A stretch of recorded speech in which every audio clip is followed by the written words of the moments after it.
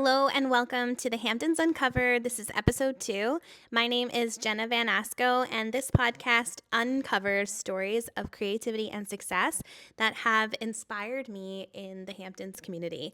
And I would love to share them with you. So thank you so much for tuning in. I'm so excited for today's episode. Let's dive right in. I'm so excited to welcome my next guest today. Her name's Nikki Wilson. She started the Osborn Girls Flowerstand in Wainscott that has grown into such an iconic location in the Hamptons and has been featured in some amazing press. And I'm so excited for you to get to hear her story and share the start of the stand and how it's evolved over the years, how she's watched Wainscott evolve, and just really what like flowers and gardening and all of it means to her on a personal level. It's such a beautiful story, and I'm so excited for you to listen. So let's dive in and introduce Nikki. Thank you so much for coming on my podcast. Of This course. is so much fun. I have to tell you, I've been like such a big fan of yours, and not only like the stand that you've created, but I love like watching how you innovate every year. And I've only known you for like such a short period of time. And every year I'm like, oh my gosh, she's doing this now. And it's like amazing to see your creativity and drive and just like doing it. Aw. So I'm so excited to like dive in more to your story and like hear all of it, because I feel like there's so much that I don't know, because we met like on Instagram, right? Yep, Like we a were couple years Instagram ago. friends We were first. Instagram friends. And when we actually met, I was like, oh, nice to actually meet you in person. I know. And we have a lot of like mutual friends, but to actually like meet in person was so much fun. Thanks for inviting a random stranger to your house. Anytime. So, okay, I know we have a long history with the flower stand and the flower farm, but I want to start like a little bit at the beginning, because I want to understand like your background and how it all came to be. Your family also has this big landscape design business. Is that where this all started? Half and half. I would say more so the landscape company was my father's, and now I own and operate it with my husband. Yeah. But that's what started the drive for loving flowers and the care of the flower business and the hopes to have that. The ability to have the flower stand came from my husband, because he's an Osborn and we live on Wainscott Main Street, and that's where the kids grew up, where Nathan grew up, his dad grew up, and so it makes it even more special knowing that the kids, Osborn Girls Flowerstand, they're the 13th generation to live on the block. That's amazing. And so I would say it was really, pairing of the two entities is really how we're able to do what we do. Yeah. And, me able to be creative on the land with some of the best soil out in the Hamptons. So it's like, cool. If you can't grow it, it won't grow. Yeah. So, like 2017, I know we strolled down memory lane a little bit last night looking at photos. 2017 was like the start of the flower stand, or were you like gifting things before that, and then you were like, I'm gonna start this flower stand? Like, how did that initial idea of like, okay, we're gonna start selling these to people? Well, I started gifting. I would say in the beginning, it was more, my stepdaughters were, I think, 3 and 4 at the time, and we were like, let's have a lemonade stand. And I was like, well, why don't we actually have flowers with this too? Yeah. So they set up a cute little, like, I don't know, tea party-ish flower stand. I showed you the picture of it. I'll put it in so people can see. And it was actually leftover 12 from Lila's birthday party that we used. And we were like, let's, make this really interest for the road. So people are like, wow, let's stop and have some lemonade and have some flowers. So I think the flowers were free at the time. They could have been $1 or whatnot. But I would say the summers after that, we, at times when we had blooms in the gardens, like just our normal gardens, we would throw them on the stand and like, here's flowers for teachers, all those host type things. Totally. That's so fun. I love that like the girls were involved in the whole like ideation of it, because it's like, it's so sweet, and it's so like reminiscent of like small town vibes that I feel like I'm craving out here more and more. And I like love that that's how it started. Jenna won't be sharing this with the public, but I showed you the picture of when the girls had their stand and Charlotte's naked. Yeah. And they're like flowers for sale. It's like they're the whole reason why it became popular, especially during COVID. Totally. Okay, so 2017 we had the birthday party-esque stand. And then 2018, that September, you built something more permanent. 2017, we built our first like permanent-ish stand. It was pallets that we stained black walnut and had old doors from our house, white farmhouse doors that we put on top so we could create. Yeah. And then underneath is where we stored like all our vases and whatnot. It was super crazy, and the wind definitely blew it over a few times. Yeah, not the stand, but the stuff in it. Got it. You know, and we had a temporary canopy that year, for years after that. And I remember Nathan, before the storms, he would have to take it down, or if he forgot, the next day it would be like in the yard. I was like, oh no. So funny. And like all along. Then I went to Floret Farm Seeds. During COVID, everyone was super excited about Floret. I remember starting to follow them like around that time on Instagram, and they came out with their big book of flowers. And I don't think I ever realized that you could purchase their seeds. Yep. That's so fun. So that year, 2020, I found a grower who provides all my landscape annuals. Yeah. I was like, hey, would you be willing to grow these for me so then I can have them already started in my garden, so then we can therefore sell them at the stand in mixed arrangements? Yeah. So that was 2020 to 2021 when we ventured with like the Floret, which is pastels and really beautiful shades and colors. So to me it was unique because it's not what anyone else had. For sure. You know, you're used to like the bright multicolored mixed arrangements or sunflowers, you know. Yeah. It was just something different. I love the picture or the video. Was it Nathan pushing the truck? It was my landscape workers. Your landscape workers. I couldn't remember. But I love seeing them like pushing it into place. Was that in 2020? Well, it's showing that it's portable. It's not a permanent structure. But that was 2022. June 13th, 2022. I just posted that last night because I was like, wow, that was really the day, the moment where everyone was like, wow, look at that truck. Look at that flower stand. It's iconic. It really is. Thank you. So you mentioned to me like COVID in 2020 just like exploded your business. COVID 2020 exploded my business because we had New York City transplants. Everyone from Manhattan rented a home, anything, or more so they even would park on Wainscott Main Street by the school and walk, because we have a great, you know, pedestrian sidewalk where people just walk and it's scenic and it's beautiful. Yeah.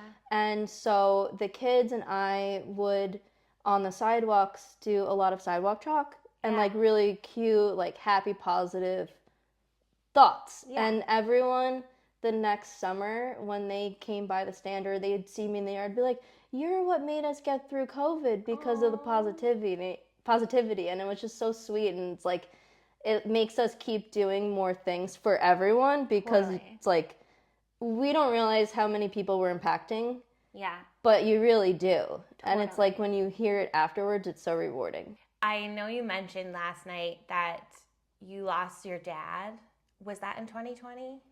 Dad died May 18, 2021. 2021. Nathan's father died in 2020, September. Got it. So that whole time period for our family was very hard, sad, dark, you know, and I really went to my gardens. Yeah. Where during COVID, like, you don't need to be near people, so I was like, I'm going to be in my gardens anyways, it's fine. But that's really what brought me back, is being able to, like, craft the bouquets and, like, look in the dahlias, because Dad is what made me grow dahlias, because he used to grow dahlias with his dad. Yeah. So it's like, to me, that's special. It is special.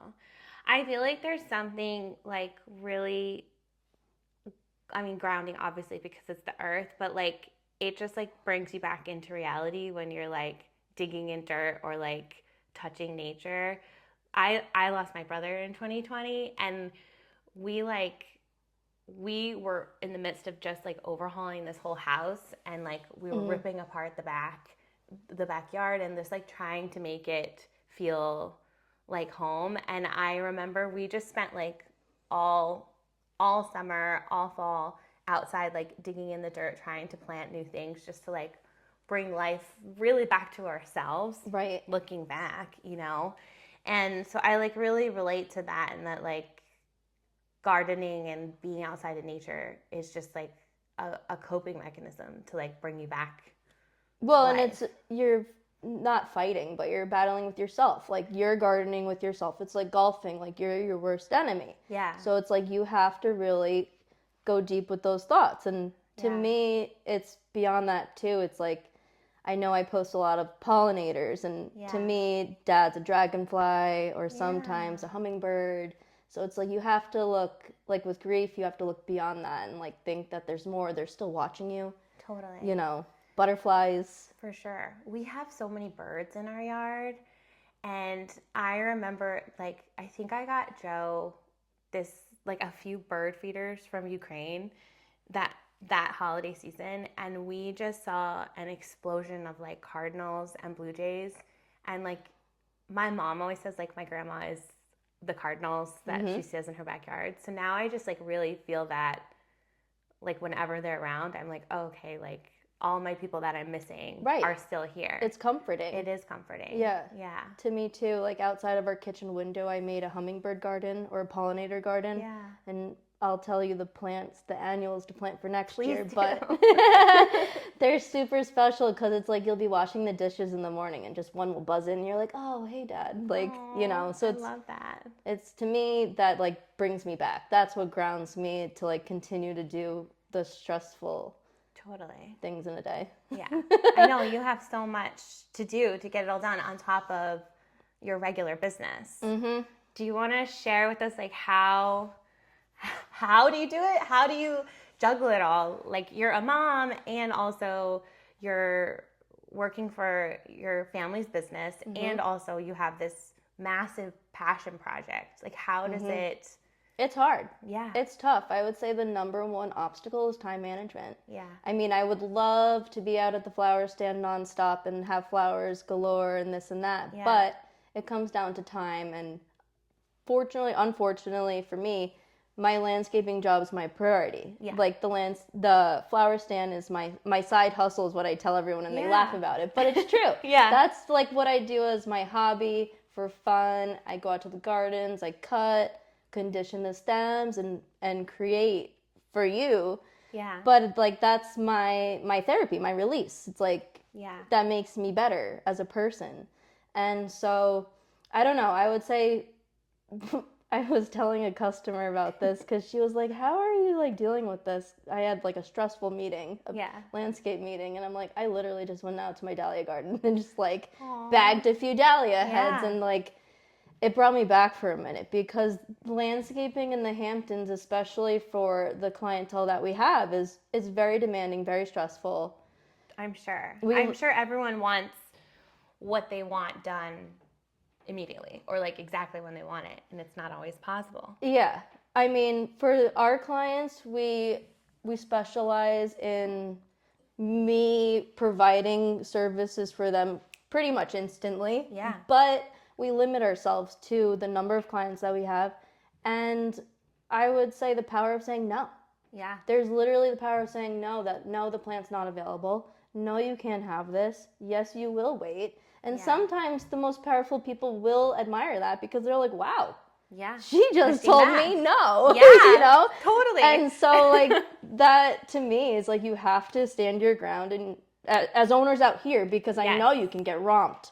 Like totally. And I hear people who like sell their souls to this cutthroat world out here, and it's like, no, the power to say no. Joe and I have learned like over the last 10 plus years in real estate is like we have to be the ones driving the ship. Like, no matter, people have crazy demands, they want what they want, but at the end of the day, we have to be the ones that are like, this is how this is gonna go down, and like you need to be either on board with this or find someone else to do it for you. Right. You're coming to Because our otherwise, land. it's like, it's too draining. It's too draining in your whole physical being, and you can't do it all. Right. Like, you still have to make dinner at night. Yes. So. This past year, you were featured in a book. You were featured in Walk With Me Hamptons by Susan Kaufman. Mm-hmm. I love the book, and I love it. Can you just tell me, like, what that whole process was like? Like, okay, so just thinking back, we started with a lemonade stand. I know, that pink grew, lemonade. A pink lemonade stand that grew into this, like, iconic local, beautiful thing, and now it's become such a thing that you're published in a book. I know. It's honestly like a pinch me moment, because it's like, wow, this is actually happening to us, and like to see, the pictures of it. But the backstory of it is that randomly this woman stopped at the stand, pulled, it was like a rainy day, I think, and she like pulled up and was like, oh, can I take a picture? And so I was like, yeah, because I always say yes to, you can take a picture. You can't trespass. Yeah. But. Yeah, picture's fine. Picture's fine. And so she said that she was on her way to a signing at, I believe it was Mecox Gardens for Walk With Me New York. Right. And she was like, I'm on the end of working on my new book, Walk With Me Hamptons, but I need to cut something and add this. Like, you have to be in it. Oh my gosh. And so she said that, and I didn't hear anything, so you don't really know, right, if it's going to happen, because a lot of people say that. Yeah. And so when she published it and I saw the picture, I was like, wow, this is like incredible. And now I posted on my Instagram like a picture of the book and then the stand, and it's like so cool. It's like, this is actually real. Like, it's so crazy. This is like one of those things that I know the Hamptons gets a bad rap a lot, but this is like one of the really cool things about it is like you can be working on your passion project and then all of a sudden it's like, widely recognized and like explodes. Right. Because I just feel like out here you just never know who you're talking to. No, you don't. You really don't. No, you don't. Anyone can be a producer for a show. Like, you have no idea. Yeah. But yeah, no, everything about it, it formed organically after all these years. Yeah. And we're actually in another book this year too. Tell me everything. I won't name the author, but the book, I believe, is going to be titled Gardens in the Hamptons. It's so exciting. And there was a whole interview about the transformation of the gardens and how they really developed like after our marriage, and just went from garden, next garden, next garden, next garden, and And so I don't know what's in that book yet. I haven't seen anything, so we will see. But apparently it's supposed to be published this year. That's so exciting. Oh my gosh, I can't wait. So I will let you know. Should we have a release party? Book signing. Seriously. You're going to have to start signing books. I know. No. But that is my passion project, is not to expand on doing a lot of, I know the trend is doing like cut your own flowers, come have wine and whatever. For us, it's a private residence. Totally. Like, this is our home. We don't want to open that to it. Maybe I'll do farm tours, but no, to me, we want to keep it intimate and exclusive and have my annual garden party, and you know what I mean? Well, and now, like, listening to you, like, explain the importance of your garden to you, like, on a personal level, like, I wouldn't want the public encroaching on that. Like, I feel like it needs to be for you. Right. And then the part that the public gets to experience is what you allow them to experience at the stand. Well, I am going to expand more to the public this coming year, because tell me more. In 2024 is when, I don't know if you remember, behind the stand last year, I always have my daffodils and my alliums behind the truck. Yes. They come back annually. Yes. But I used to not plant anything there. I would just leave it blank. Right.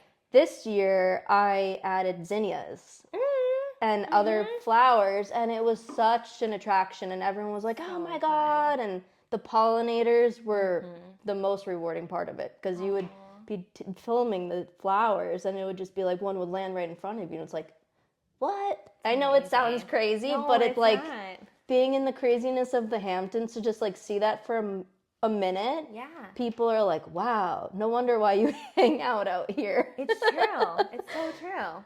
To go a little bit further, because I don't know if you remember, behind the fence row, I had a ton of hydrangeas. Yes.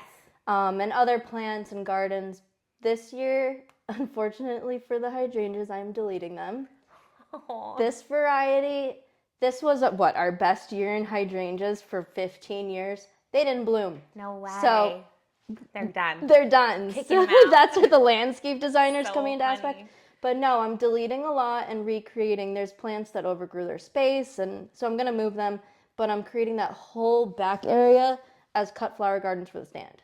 So good. So now, not only like behind the stand where it was just the zinnias, it's going to be like, boom, everything. I'll bring dahlias over there. Like, that sounds amazing. You know, I love that. It should be super fun. I'm saying like poof, like it just happened. As I say to my husband and the kids, I'm like, poof, it just... And it's done. Yeah. So good. Talk about your house. This is a family house, right? Sort of. Yes and no. Yeah. Nathan's father, he will kill me for saying this because he's told me the date so many times. I believe he purchased the home in the 60s. Got it. But Nathan's father's family was from across the street on the pond. Yeah. And so that's where he grew up. And so when he was younger or whatever, he bought that house. Got it. And so the house was built in 1892. Yeah. And they did a lot of work to it then. Nathan's dad met his mother. They built the house behind us. Then Nathan moved into the farmhouse when I believe he was 20-something. Yeah. And like he was living there forever. But it was up until I think we did our renovation 16 months ago. Yeah. Recently, where we just redid the whole kitchen, the whole north side of the first floor pretty much. Yeah. And so it's now, to me, beautiful. It's so beautiful. Thank you. What was your inspo for that? I mean, it's very classic Hamptons to me, but was there any specific inspiration? I would say Serena and Lily vibes. Yeah. Studio McGee. I love that. Vibes as well. And that's really what inspired it. I love a clean look. And so, yes, I have a white kitchen. Yeah. And it's easy to keep, for us, it's easy to keep clean. I feel like I know white kitchens have been getting a bad rap lately, but I have a white kitchen also. And I think they're so classic, especially in a farmhouse that's a block from the ocean. Right. With my farmhouse sink. Yes. It's perfect. That, and my favorite part of the whole kitchen are the jewels, the hardware. Oh, yes. You have to send me a picture because I can't remember what they look like. I will. Then we redid the front porch. Yeah. Not we. Yeah. And we changed the color. I changed the colors of the porch because I love blue. Blue everything. Light blue, dark blue, the combo with brass. To me, it's stunning. It's classic. And so that is what we did. But with the porch, I changed the whole color up top, where it used to be an awful turquoise color. Oh. And it was really dark, and I feel like I wanted to lighten that up and change it because I wanted blue on the bottom. I was like, no, that does not blend at all. Yeah. So I looked up porch colors, and it's actually a real thing that old farmhouses have blue ceilings under their porch because of, I believe, correct me if I'm wrong, but it's lifting the spirits can go to the sky. Oh, I so love that. No, it's a whole big deep thing. More so in the South. But I was like, we have a farmhouse, so why not? Why not? And now the colors, it's when you see the house up close and the reflection from the top part, it makes it look like this pale blue. It's so pretty. That's so pretty. Oh, I can't wait to see it in person. Let's talk about Wainscott as a whole. Wainscott has its own distinct charm. Nate's family and now you have such a big part of it. like, how have you seen it evolve over the years, like in the time that you've been in Wainscott? Did you grow up in Wainscott? Mm-hmm. You did. You grew up in Wainscott, and now you're raising your family in Wainscott. Talk to me about that.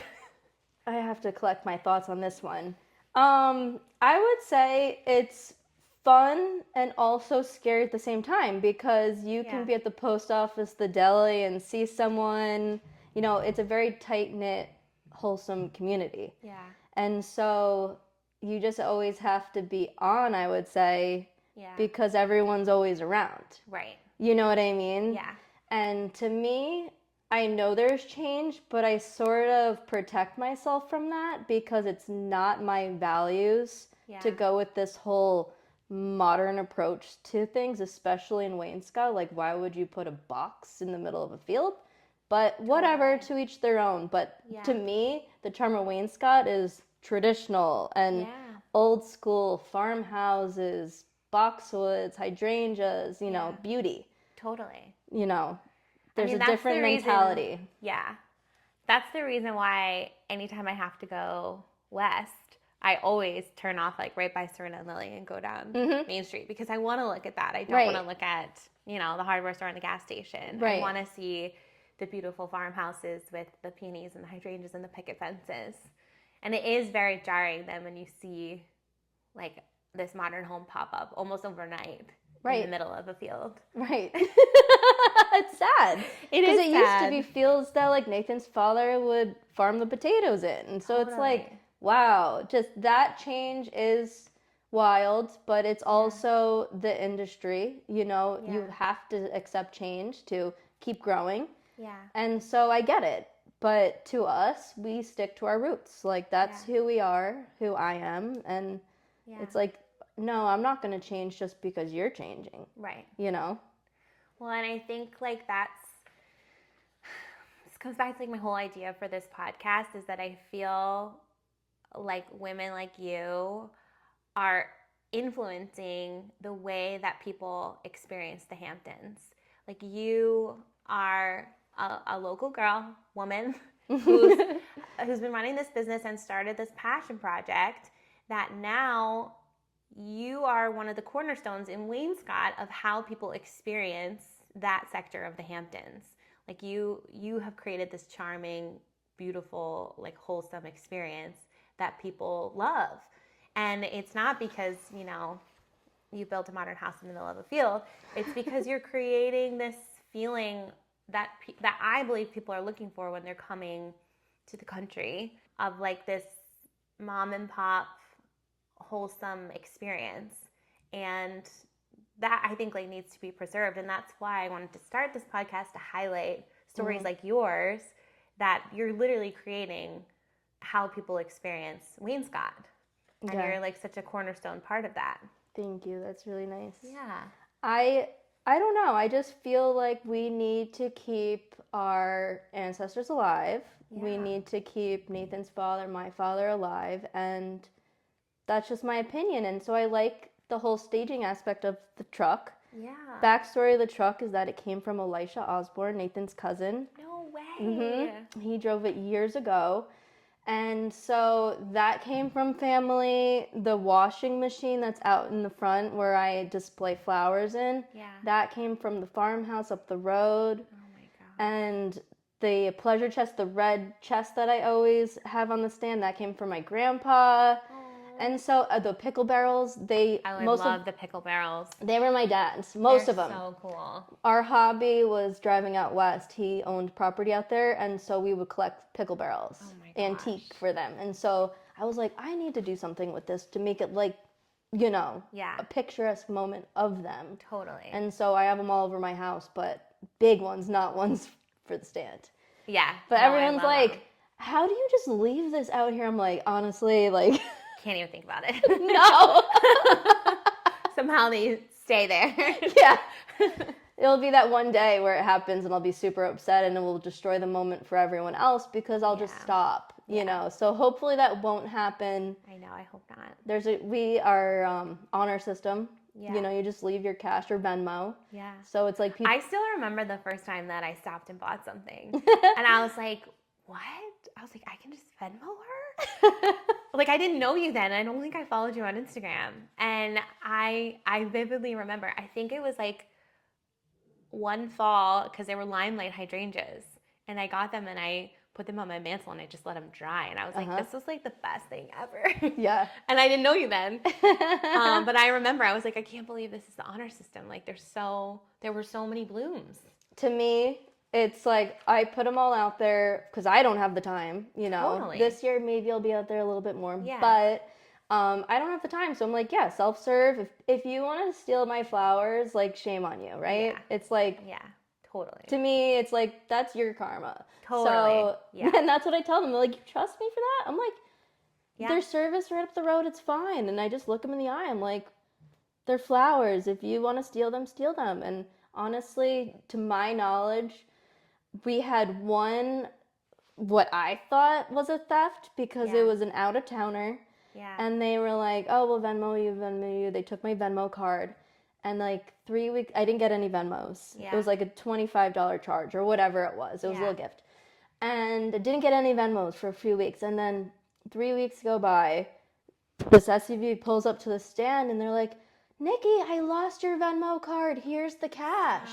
Yeah, they came out for another visit and they gave me the money. So it's like, wow, people, it is on their conscience. Yeah. People do care. Totally. And you have to just remember that there are good people. Like, you know. I think so too.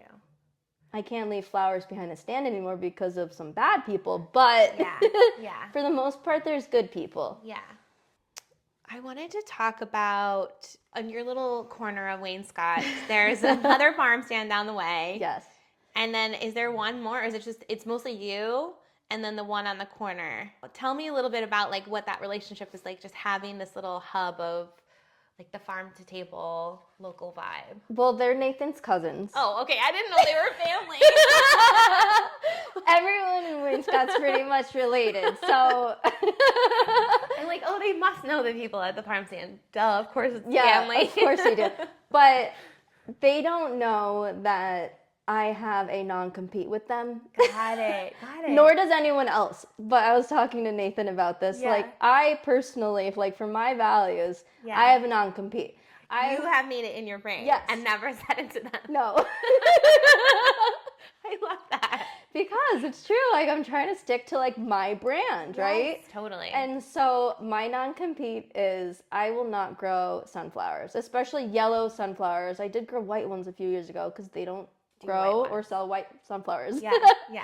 But that was my thing. So I don't do that. And I don't do bundles of dahlias because on Ocean Road, Diane has the most loveliest dahlia bundles where if you want to make your own bouquets, great. Yeah. You know what I mean? Yeah. But so it's like I try to keep my own little niche in this tough world. I mean, I feel like that's a smart business practice. Right? Yeah. I love that. Like, any advice that you would give to someone who has like a creative idea and they're just like nervous about getting started? That's tough. I'd be nervous. Yeah. I'd be nervous because a lot of my success with the stand is location. Mm-hmm. Number one is location. You know, in real estate, like it's everything. It's everything. Yeah. And so to me, it's like if we didn't take this opportunity and run with it, then we're wasting our time not doing anything. Yeah. And so if you have the location, great. Yes, passion, you need the passion, but you have to have that. There's a lot I wouldn't do for the money. Yeah. You know, that takes out the passion. Right. And that's why we keep going. It's because it's my side. It's not my main source of income. Yeah. You know, it's supplemental. It's like, great, you know. Yeah. Or if we need to go like shopping for school shopping, I'm like, let me sell more flowers. Like, it's an incentive. Yes. So things like that. But for the person with a new creative passion, I would just say, I don't know. Out here, it's scary. It's daunting. It's like we have a short season. Mm-hmm. Weather, as we saw this past year with 7 weeks of drought, like that affects crop growth. Totally. It's like you don't have blooms if you don't have rain. So you just have to be ready for all that, economically, mentally, physically. Totally. All the above. So it's like, I don't know if I necessarily am a good person to give positive advice Because it's tiring. Yeah. Like every night. Like when I have the stand, I don't think people realize. Like if I'm open at 11, it's all morning going into that to prep. It's the night before conditioning, and then I cut the stems at like 5, 6 once the humidity goes down. So it's like a whole day before that's even open to just go poof. Yeah. Like, you know. So people have to understand that. It's a lot of blood, sweat, equity, everything. Thankfully, I have a very, very supportive husband, and like to the extent of me chatting with him about the garden expansions this year. Yeah. He was like, "Why haven't you done it already?" So it's like, it's just so encouraging to have that kind of partnership, you know?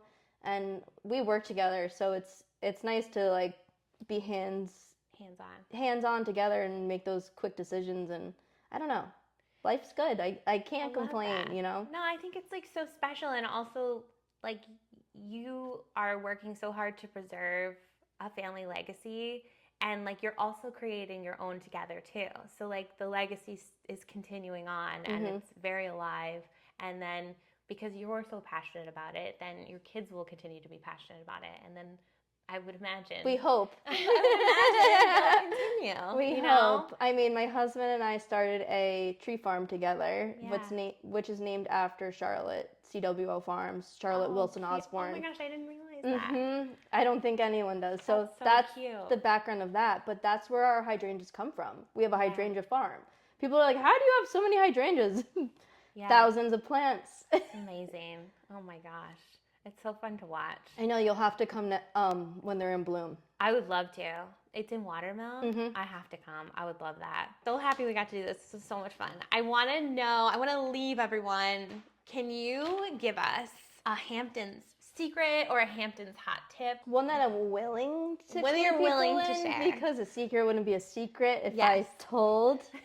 But I would say the biggest thing that people need to jump on are the peonies at the farm stand on the corner of Beach Lane. Yeah. Peony season, they have the best peony bundles, and everyone comes to me, they're like, do you have peonies? Do you have peonies? No, I don't have peonies, but they do. The silent non-compete at work. Yeah, that's another thing. Tell everyone that might be listening, when is peony season? When is peony season? June, late May. I was gonna say late. It was weird this year. It was a bit late. Like it said, it was gonna. It said the buds were opening, but then they didn't. So it was a little delayed. But I would say May-ish into June. I had a lot of followers too from starting to sell daffodils.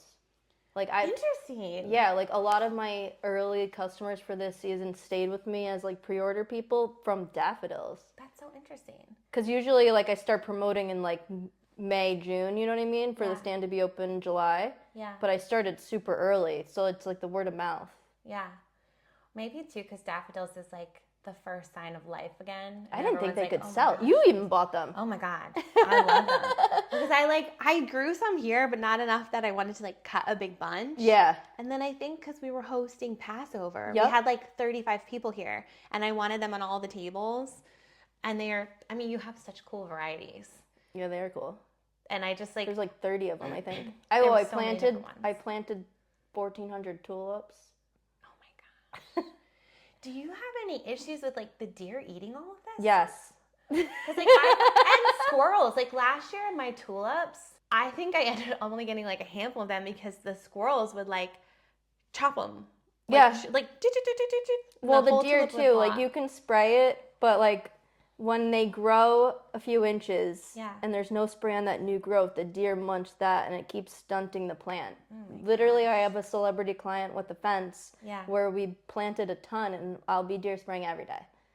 I just like don't even put any flowers in the front yard because the deer just eat them all. It's sad. It's just boxwoods in the front. They don't need annual salvias. There's send me what those are. Yeah, those are the hummingbird ones. Oh, okay. That would be fun. Mm-hmm. They eat everything. And even plants that I'm like, oh, it says it's deer resistant. They eat it all. The new garden that I'm creating, we're fencing it in, so then we won't have to worry about it. It's so crazy. It's nuts. They don't eat peonies. Okay, if people want to find your flower stand and follow you on social media, where can they do that? Find our flower stand, very easy, 123 Wainscott Main Street. So good. It's so good.